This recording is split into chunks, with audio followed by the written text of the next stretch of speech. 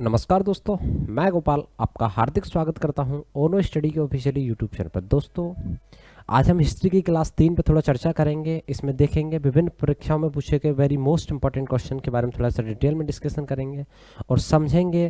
पहला हम लोग कॉन्सेप्ट से समझेंगे, दूसरा ऑप्शन एलिमिनेट ट्रिक से क्वेश्चन को समझेंगे। ठीक है ना, किस तरह से आप पेपर में आए हुए क्वेश्चन को ऑप्शन एलिमिनेट ट्रिक से हटा सकते हैं या फिर सही कर सकते हैं। ठीक है ना, चलिए तो चर्चा करते हैं सबसे पहले क्वेश्चन से। सबसे पहला क्वेश्चन आप लोगों से क्या पूछा गया है? सबसे पहला क्वेश्चन आप लोगों से पूछा गया है, मोहम्मद गौरी ने जयचंद को किस युद्ध में पराजित किया था? आप लोगों को बताना है मोहम्मद गौरी ने जयचंद को किस युद्ध में पराजित किया था। अभी आंसर ना आप लोगों को पता है ना मुझे पता है, तो एक आइडिया हम लोग लगा सकते हैं कि हमें ये तो नहीं पता कि मोहम्मद गौरी ने जयचंद को किस युद्ध में हराया था, लेकिन हमको थोड़ा सा मोहम्मद गौरी के बारे में और थोड़ा सा जयचंद के बारे में पता हो तो हम ऑप्शन एलिमिनेट ट्रिक से इसको ऑप्शन आंसर ला सकते हैं। ठीक है ना, किस तरह से, अगर या फिर हमको ऑप्शंस के बारे में कुछ पता हो तो हम इसका आंसर ला सकते हैं, करेक्ट आंसर लगा सकते हैं। सबसे पहले हम लोग बात करते हैं तराइन। इसमें पहला ऑप्शन देखा जाए तराइन का प्रथम युद्ध, तराइन का युद्ध। ठीक है ना, तराइन का प्रथम युद्ध आप सभी को पता है किन किन के बीच में हुआ था? पृथ्वीराज चौहान और मोहम्मद गौरी के बीच में हुआ था। किस किस के बीच में हुआ था? पृथ्वीराज चौहान, चौहानों के चौहान वर्सेस मोहम्मद गौरी।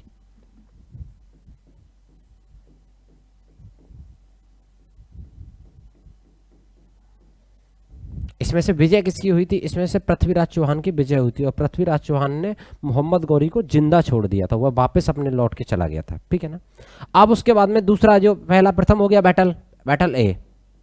अब उसके बाद में बैटल बी की तरफ हम रुझान करते हैं कि बैटल बी क्या कह रहा है। तराइन का द्वितीय युद्ध अब हम यहाँ पे ले लेते हैं। ठीक है, तराइन का द्वितीय युद्ध मैं यहाँ ले रहा हूँ।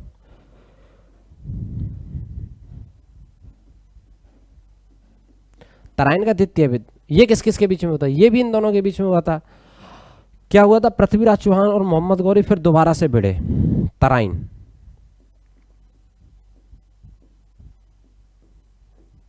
पृथ्वीराज चौहान वर्सेस मोहम्मद गौरी दोबारा से भिड़े। इस बार क्या हुआ? मोहम्मद गौरी ने पृथ्वीराज चौहान को शिकस्त दे दी और इस बार हरा दी। इस बार जीता कौन? मोहम्मद गौरी। तो पहले वाले दो ऑप्शन मेरे एलिमिनेट हो गए, ये हो नहीं सकते। ठीक है ना, पहले दो ऑप्शन मेरे एलिमिनेट हो गए, ये हो नहीं सकते। क्यों? क्योंकि मुझे पता चल गया कि तराइन का प्रथम युद्ध पृथ्वीराज चौहान और मोहम्मद गौरी के बीच में हुआ था, उसमें से पृथ्वीराज चौहान विजयी हुआ था। देन आफ्टर दैट दूसरा जो युद्ध हुआ था पृथ्वीराज चौहान और मोहम्मद गौरी के बीच में हुआ था, जिसमें मोहम्मद गौरी विजयी हुआ था। ठीक है ना, अब उसके बाद में नेक्स्ट बात करते हैं। नेक्स्ट क्या है जी? ऑप्शन में है चंदावर का। ठीक है, चंदावर के बारे में मुझे पता नहीं, लेकिन कन्नौज के बारे में मुझे पता है। कन्नौज के बारे में किस तरह से पता है? कन्नौज के युद्ध को बेलग्राम का युद्ध भी कहा जाता है। आप लोगों ने सुना होगा हुमायूं और शेरशाह। शेरशाह ने 15 साल के लिए मुगलों को भारत से बाहर निकालने पर मजबूर कर दिया। उसने बचपन में ही कसम खाई थी कि अगर जीवन में कभी भी मुझे मौका मिला तो मैं इन मुगलों को भारत से बाहर खदेड़ के दिखाऊंगा, और वही उसने किया था। 15 साल के लिए हुमायूं को जंगलों की खाक छानने पर मजबूर कर दिया था। देखिएगा, अब समझते हैं कन्नौज का युद्ध, या इसे बेलग्राम का युद्ध भी कहते हैं। ठीक है जी, कन्नौज का युद्ध, शेरशाह एक तरफ थे, शेरशाह, और एक तरफ था कौन? हुमायूं। ठीक है, अब हमको इतना जरूर पता चल गया कि ये तीन बैटल के बारे में हमें पता चल गया। चौथा चंदावर का युद्ध, तो चंदावर का युद्ध is the correct answer for this question. इस क्वेश्चन के लिए चंदावर का युद्ध आंसर सही हो जाएगा सी। आप लोगों को इतना पता चल गया कि ये पहला वाला पृथ्वीराज चौहान और मोहम्मद गौरी के बीच में हुआ था। फर्स्ट सेकंड हुआ था पृथ्वीराज चौहान मोहम्मद गौरी के, इसमें ये जीता। फिर उसके बाद में थर्ड जो कन्नौज का युद्ध था वो शेरशाह और हुमायूं के बीच में हुआ था। तो option C is the correct answer हो जाएगा आप लोगों को, चंदावर का युद्ध। ठीक है, चलिए चलते हैं नेक्स्ट क्वेश्चन की तरफ। नेक्स्ट क्वेश्चन हमारा क्या कह रहा है? ठीक है जी, अब उसके बाद में से इसमें नेक्स्ट क्वेश्चन कह रहा है हम लोगों के लिए, निम्न में से 8 दिल्ली सल्तनतों के शासनकाल का साक्षी रहा है, यानी कि 8 दिल्ली सल्तनतों पे जो राजा बैठे हैं उनको साक्षी रूप से किसने देखा है? ऑप्शन ए में है अलाउद्दीन खिलजी, ऑप्शन बी में नसीरुद्दीन खुसरो, ऑप्शन सी में है अमीर खुसरो, और ऑप्शन डी में गयासुद्दीन तुगलक। बताइएगा, निम्न में से किसने 8 दिल्ली सल्तनतों के शासनकाल को साक्षी रहा है? बताइएगा, कौन साक्षी रहा है? आप लोगों के पास में 4 सेकंड का टाइम है। आप लोग बता सकते हैं कि क्या कौन साक्षी रहा है, कौन साक्षी नहीं रहा है, उसके लिए जिसने अपनी आंखों से देखा हो 8 सल्तनतों को।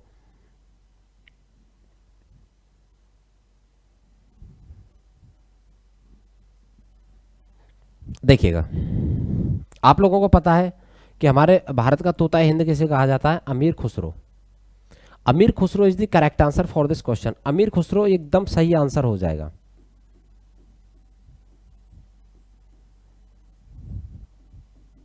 फॉर एग्जाम्पल से अगर मैं आप लोगों को समझाना चाहूं तो मैं एक एग्जाम्पल ये दूंगा कि मैंने भारत में 3 प्रधानमंत्रियों को अपनी आंखों से देखा है। 3 प्रधानमंत्रियों को तख्ता पलट होते हुए अपनी आंखों से देखा है। या फिर आप ये कहना चाहते हैं कि 12 प्रधानमंत्रियों को अपनी अपनी आंखों के सामने तख्ता पलट हुए देखा है। 12 पार्टियों के प्रधानमंत्रियों को आपने देखा है, या फिर 12 पार्टियों के चीफ मिनिस्टर को आपने देखा है अपने साक्षी रूप से। तो वही ये क्वेश्चन कह रहा है कि कौन 8 दिल्ली सल्तनतों के शासन का साक्षी रहा है। ठीक है ना। अगर इसकी बात करें तो इसमें क्वेश्चन में क्या पूछा जाता है? अमीर खुसरो का वास्तविक नाम। अमीर खुसरो का वास्तविक नाम है अब्दुल हसन यमुद्दीन मोहम्मद। अब्दुल हसन यमुद्दीन मोहम्मद, ये अमीर खुसरो का वास्तविक नाम है। अब ये किसके कवि थे, क्या क्या चीजें लिखे करते थे? सबसे पहले मैं बता दूं आप लोगों को, फारसी और हिंदी थे। तो बहुत सारी चीज नॉलेज थी, लेकिन ये मोस्ट थी, फारसी और हिंदी। इनमें ये कविताएं लिखा करते थे, कवि किया करते थे। और इनकी कविताएं और कवियों के रुझान में बहुत सारे शासकों ने इनको इंटरेस्ट दिखाया, लुत्फ दिखाया और इनको अपने राज दरबार में बुलाया। कई कई शासक तो ऐसे भी थे दिल्ली सल्तनत के, जो इन्हें अपने साथ में विदेश जहाँ कहीं भी बैटल पे ले जाया करते थे, अपने साथ लेके जाया करते थे।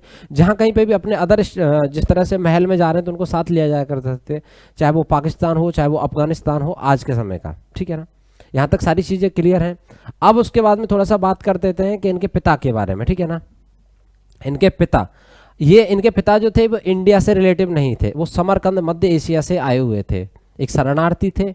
इन्होंने इंडिया में आके शरण ली। आज के समय में जिस तरह से पीसफुल शांति के लिए इंडिया को जाना जाता है, आज से हजारों साल पहले से भी इंडिया को एक पीसफुल शांति के स्टेट के रूप में जाना जाता है। किस तरह से, आपको फॉर एग्जांपल आप इस तरह से लगा सकते हैं कि इनके जो पिताजी थे अमीर खुसरो के, जो समरकंद, ठीक है ना, मध्य एशिया में पड़ता है, वहाँ के निवासी थे। वहाँ जब उनको लगा कि उनका जीवन यापन नहीं हो रहा है, फिर उन्हें लगा कि अपनी जीवन की सुरक्षा नहीं है, तो वो भारत की तरफ आना अग्रसर हो गए। भारत की तरफ जैसे ही आए तो उन्हें यहाँ पर शरण मिली, और शरण मिलने का इंतजाम आप इस तरह से देख सकते हैं कि उनका जो बेटा था अमीर खुसरो इतना बड़ा कवि हुआ, जैसे तोताए हिंद कहा जाता है भारत का। ठीक है, चलिए नेक्स्ट बात करते हैं। नेक्स्ट क्वेश्चन क्या कह रहा है? नेक्स्ट क्वेश्चन कह रहा है, सर आगरा शहर की स्थापना किसने की थी? सर आगरा शहर की स्थापना किसने की थी और क्यों की थी, उस पर थोड़ा सा चर्चा करते हैं। देखिएगा, आगरा शहर की स्थापना किसने की थी?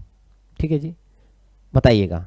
ऑप्शन फर्स्ट में है बहलोल लोधी, ऑप्शन सेकंड में फिरोज तुगलक ने, और तीसरा है खिज्र खान ने, और चौथा है सिकंदर लोधी ने। बताइएगा। एक चीज मैं आप लोगों को बता दूं कि दिल्ली सल्तनत का जो अंतिम जो राजवंश था वो था लोधी वंश। दिल्ली वंश का, यानी कि दिल्ली सल्तनत का जो अंतिम वंश था वो था लोधी वंश। क्यों? क्योंकि सिकंदर लोधी का जो एक तरह से पुत्र कहें या आने वाला शासक कहें, वो था क्या? इब्राहिम लोधी। सिकंदर लोधी का जो, जिस तरह से इब्राहिम लोधी का पूर्वज माना जाता है किसको? सिकंदर लोधी को। तो जिस तरह से बाबर की एंट्री हुई थी तो उस टाइम पे लोधी वंश था, और 1526 ईस्वी में बाबर ने दिल्ली सल्तनत को अपने कब्जे में लिया था, मुगल वंश की डायनेस्टी की स्थापना की थी। तो 1526 तक लोधी वंश रहा था। ठीक है ना। तो लोधियों ने, ठीक है ना, लोधियों ने राजपूत, एक इंडिया होता है अपना इस तरह से,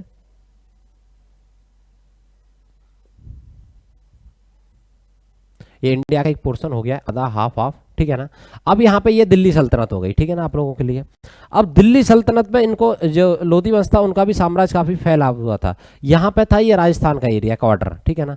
राजपूत शासकों में जहां तक उनका एरिया फैला हुआ था दिल्ली सल्तनत का, लोधी वंश का, तो उस पर कंट्रोल करने के लिए, क्योंकि बार बार विद्रोह हुआ जाया करते थे, कोई अपने आप को स्वतंत्र इंडिपेंडेंट राजा घोषित कर दिया करता था, उन्हीं विद्रोहों को कंट्रोल करने के लिए सिकंदर लोधी ने अपनी कैपिटल को दिल्ली, अपनी जो राजधानी थी वहाँ पे सबसे पहले तो यहाँ उत्तर प्रदेश के आगरा में, आगरा शहर को बसाया, और फिर उसके बाद में अपनी कैपिटल को भी वहाँ पे शिफ्ट कर दिया, ताकि उस कंट्रोल को, उस विद्रोह के कंट्रोल को रोका जा सके। ठीक है ना। तो ऑप्शन कौन सा सही हो जाएगा? Sikandar Lodhi is the right answer for this question, D. Option D is the correct answer. ठीक है ना। चलिए नेक्स्ट बात करते हैं। नेक्स्ट क्या है, अलाउद्दीन खिलजी ने आक्रमण के समय देवगिरी का शासक कौन था? अलाउद्दीन खिलजी के बारे में आपने पद्मावत अच्छी तरह से देखी होगी, उसमें अलाउद्दीन खिलजी के जो रोल है उसको अच्छी तरह से हाईलाइट किया गया है और बहुत अच्छी तरह से समझाया गया, दिखाया गया है कि अलाउद्दीन किस तरह का शासक था, सेना के प्रति कितना सीरियस था, किस प्रकार का कमांडर था सेना के लिए। तो वो सारी चीज़ें उसमें दिखाई गई। आप लोगों को अगर नहीं देखी है तो क्लास खत्म होते ही आप जाके पद्मावत देखिएगा, बहुत अच्छी मूवी है। चलिए बात करते हैं, अलाउद्दीन खिलजी ने आक्रमण के समय देवगिरी का शासक कौन था? ठीक है जी, देवगिरी का शासक। अब थोड़ा सा अलाउद्दीन खिलजी के बारे में पहले चर्चा करते हैं, फिर समझते हैं कि देवगिरी का शासक कौन था। अलाउद्दीन खिलजी,